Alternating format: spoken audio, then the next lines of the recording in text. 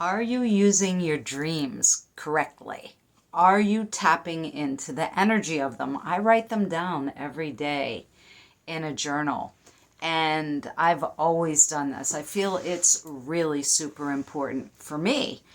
And sometimes I'll go back to one of my old journals and I'll read and read like it's a book, and it will blow my mind, and it still does, when I come across dreams that actually were prophetic and happened. Now, sometimes this does happen the night before. I recently had an experience where I dreamt of beings that I didn't recognize and got their names, and that showed up the next day. I've had experience where I've dreamt something global and it happens. Why is this? Do you ever ask yourself? Well, as a yogi, I know that the mind is not in here. And I think a lot of people are trying to teach us this without clearly saying it. There are different philosophies, and I respect it. However, to me, the mind is external. It is a bundle of thought, and it feeds information to us. When we think the mind is possessed inside this rocky skull of ours, in this gelatinous brain of ours that has all kinds of goo and electronic signals, I think we are misled. Energy follows attention, and it's really important to understand that very simple concept. What we are looking at, thinking of, waking up with, having a thought cross through our awareness, all affects what happens, because our energy, our electronic charges are then infused upon it. And that's how we are manifesting things. That's how we're bringing things into being. This is not an easy concept to grab a hold of. It's not easy to be able to control it. This is part of the human experience. But when we slow down, we can get it. I had a dream that I came back into this waking reality with this morning, where I was in a hall, kind of like that tower area in the Harry Potter movies, where all the paintings were that moved and talked. Similar to that, some of these images that were like a gallery on the walls were moving, and some of them were giving information, but nothing really talked directly to me.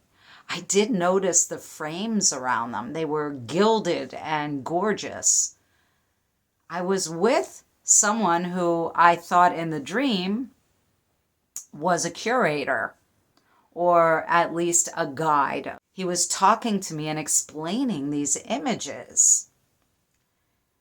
We were talking about telemetry.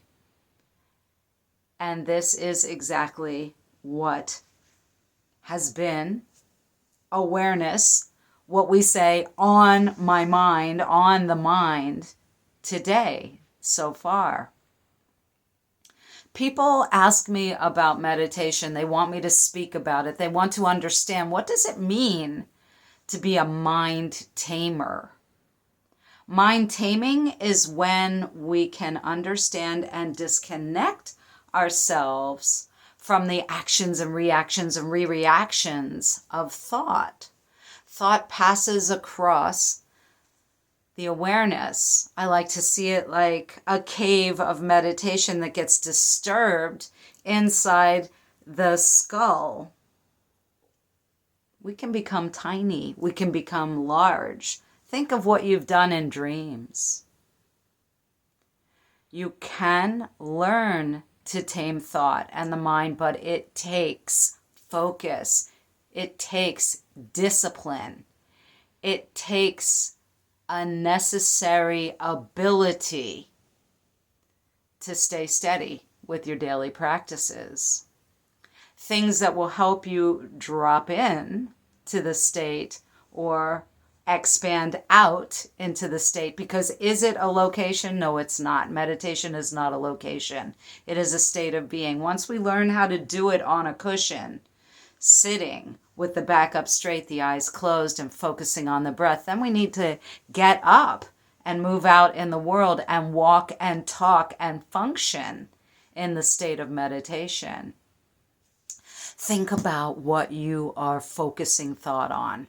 How do you use the words "I always" when describing self?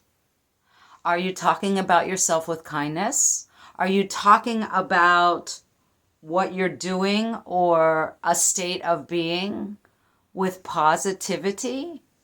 If not, you're running your own self into difficulty. I'm here to help you with this. This is exactly what I coach and speak and help others with. I hope that I will have the opportunity to share some of this information with you directly or with your group and organization.